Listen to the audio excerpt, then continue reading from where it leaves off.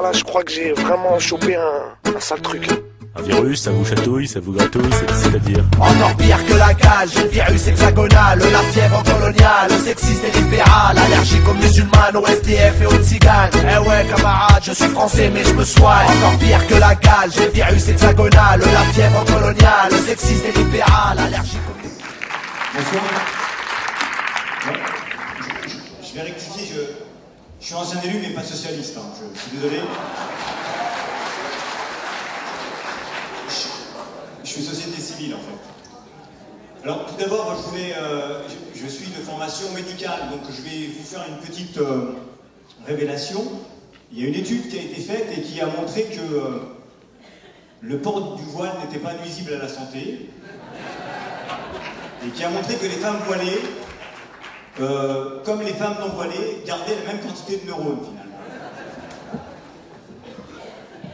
Je voudrais rebondir. Alors d'abord, il faut dire que je me sens vraiment tout petit face à ces témoignages de femmes que vous venez d'avoir, qui sont de véritables résistantes pour moi.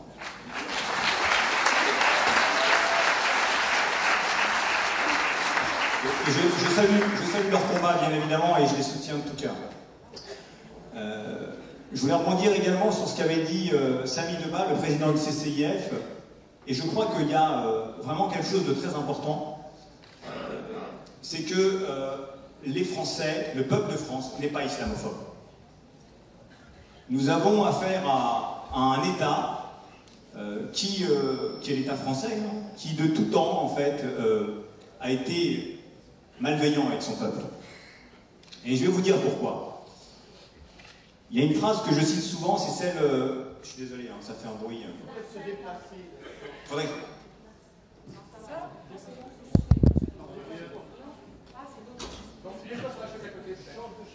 Là, ça va mieux peut-être. Le problème, c'est qu'on n'est jamais à la bonne place, vous voyez. Ça, c'est depuis la naissance.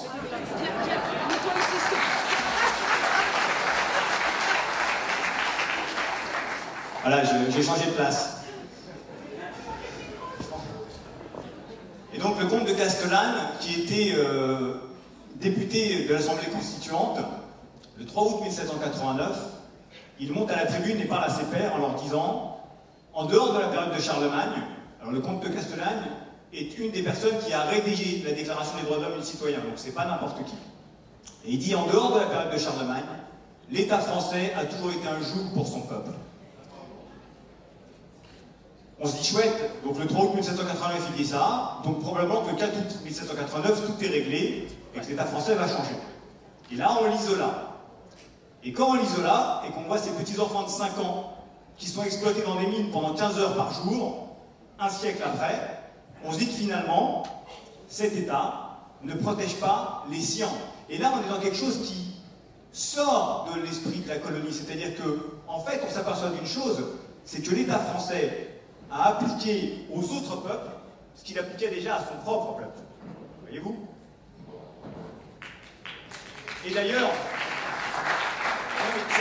c'est très important parce que lorsqu'on voit par exemple l'épisode de la Commune où des Parisiens qui sont ni noirs, ni arabes, ni musulmans de surcroît, ni musulmans de surcroît, se révoltent pour défendre ce qu'ils pensent être les valeurs de la République et que l'État français, en faisant appel à l'armée prussienne, en tue 30 000, là on comprend qu'on a affaire à un État qui réellement n'est pas bienveillant vis-à-vis de son peuple.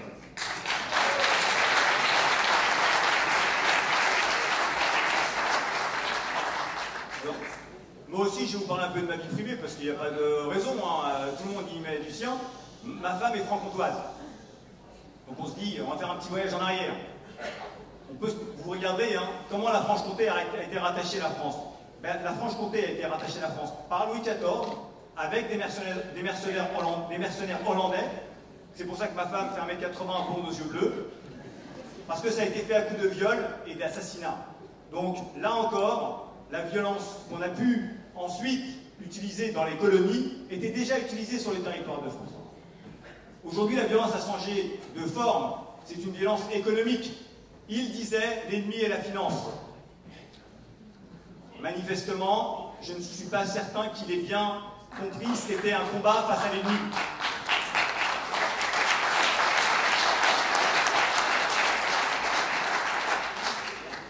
vais pas être tellement plus long. Et je vais terminer avec une remarque et une mise en garde. Ma remarque, elle est simple. C'est que aujourd'hui, je pense qu'effectivement, les musulmans sont pris pour cible.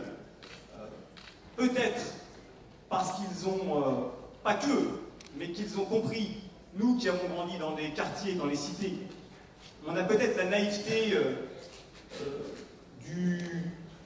de la personne récente sur ce territoire.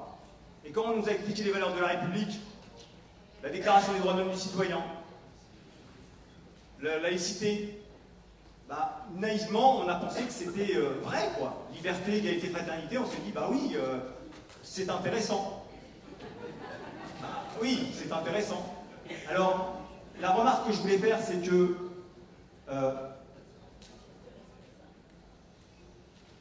l'État, si l'État ne veut pas convier les musulmans à la table de la République, qu'il se méfie que les musulmans, avec l'aide du peuple de France, ne retournent pas à cette table sur sa propre tête. Ça, c'est la première des choses.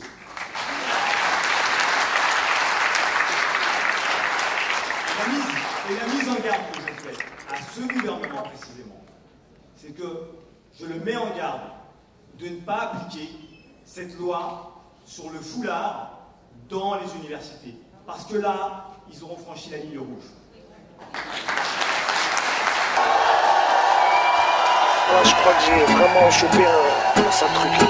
Un virus, ça vous chatouille, ça vous gratouille, c'est-à-dire? Encore pire que la cage, j'ai le virus hexagonal, la fièvre coloniale, sexiste et libéral, allergique aux musulmanes, aux SDF et aux tziganes. Eh ouais camarade, je suis français mais je me soigne. Encore pire que la cage, j'ai le virus hexagonal, la fièvre coloniale, sexiste et libéral, allergique aux